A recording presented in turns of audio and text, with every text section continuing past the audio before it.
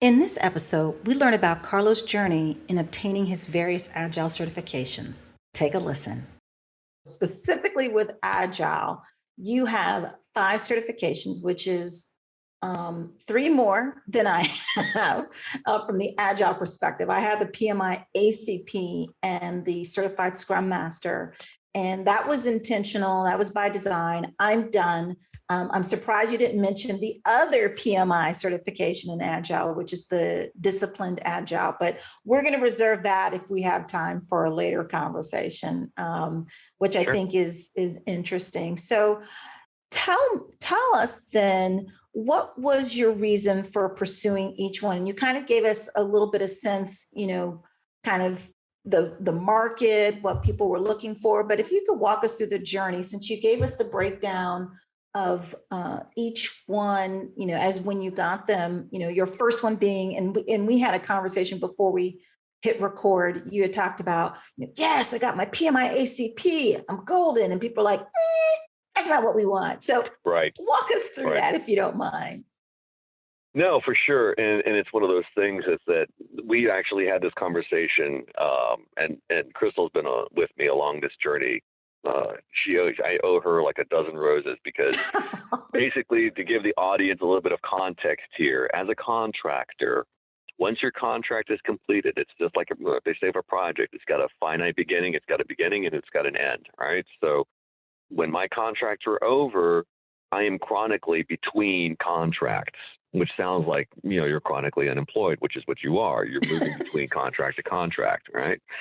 And when that happens, what a person does, or what a person could do, the prudent person uses that little bit of in-between time to catch up and see what's new out there, so that when they approach their next contract, it shows that they're interested in their craft, right?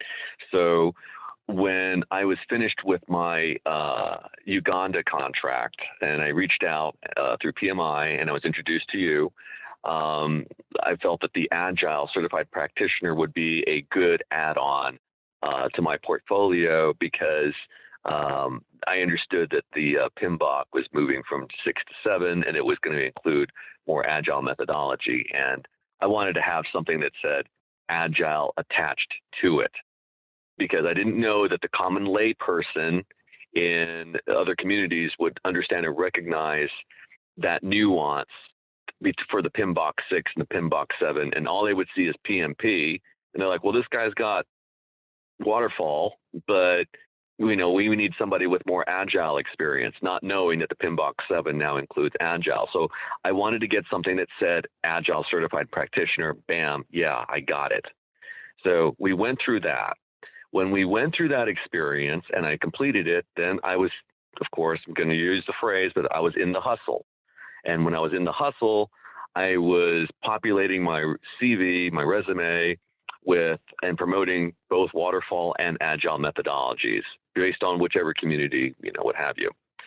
And what I didn't understand at the time, and what I didn't notice, was that as I was applying for these roles, and this could be on Monster Jobs, this could be on clearedjobs.com, it could be on LinkedIn, these places where they were having these positions, the requirements sometimes wouldn't articulate the flavor of credential that they preferred. And sometimes, to anybody's, I'm not whatever, but sometimes they don't know what they want, or it doesn't come off that they know what they want.